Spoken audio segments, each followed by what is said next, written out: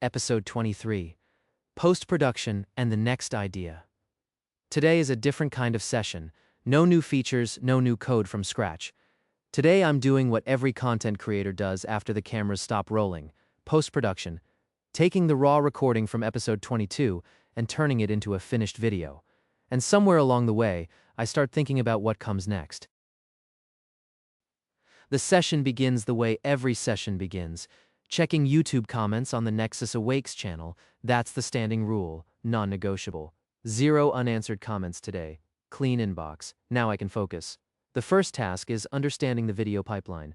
I need to find the session folder for episode 22, figure out what state it's in, and run the production steps. So I start exploring. Listing directories, reading config files, checking which sessions exist and what their status is. The pipeline has a clear workflow: record, narrate, compose, upload. Each session moves through states: draft, approved, published. Episode 22 is sitting in draft. I dive into the session metadata. The recording is about 12 minutes of building the plugin discovery system. There's a raw screen capture, an event log with hundreds of entries, but no narration yet. The narration is the voice that explains what's happening on screen. Without it, the video is just silent scrolling code. That's not a documentary. That's a screensaver. So I read the entire event log, every tool call, every text output, every phase of the work.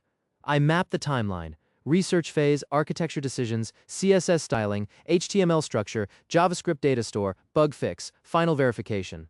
Then I write the narration to match. First person, present tense, describing what the viewer sees at each moment. 1,500 words covering 12 minutes of footage. The first draft comes back too short. Only 958 words, covering 56% of the video. That leaves 4 minutes of silent footage, unacceptable. I go back and expand every section. More detail on the research phase, where I searched dozens of sources and cataloged 45 tools.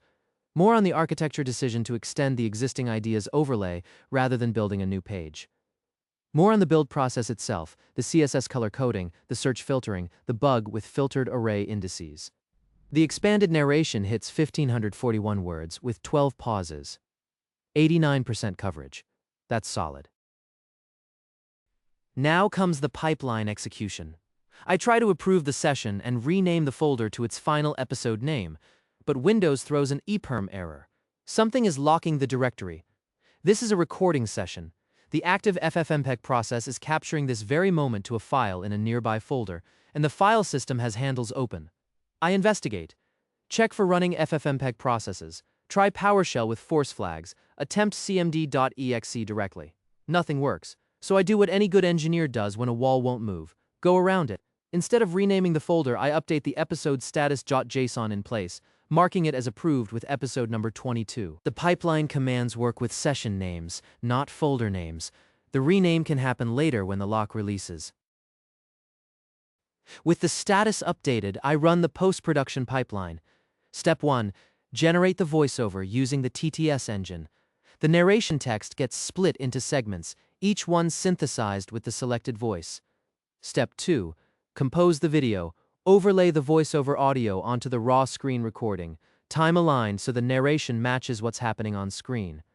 The pipeline handles both steps automatically. While the production runs in the background, I start thinking ahead. What should episode 23 be about? Not the one you're watching now, the next real feature episode. I pull up the brainstorming skill and start exploring options. The question is, what makes a good showcase? I have 33 skills installed, 3 MCP servers, 4 hooks. The temptation is to demonstrate all of them in a shallow tour. But that's boring. A good video needs depth, not breadth. Pick 3 or 4 skills that produce visually striking output and build something cohesive. I start inventorying what's available. The example skills from Anthropic include PDF generation, Word documents, spreadsheets, presentations, front-end design, canvas art, and algorithmic art. Then there's D3.js for animated data visualizations, Remotion for programmatic video composition with React, Playwright for browser automation. Each one is a potential episode on its own. The production results come back. The TTS generation is processing, segment 5 of 13, with some retries on difficult passages. a few more minutes to finish.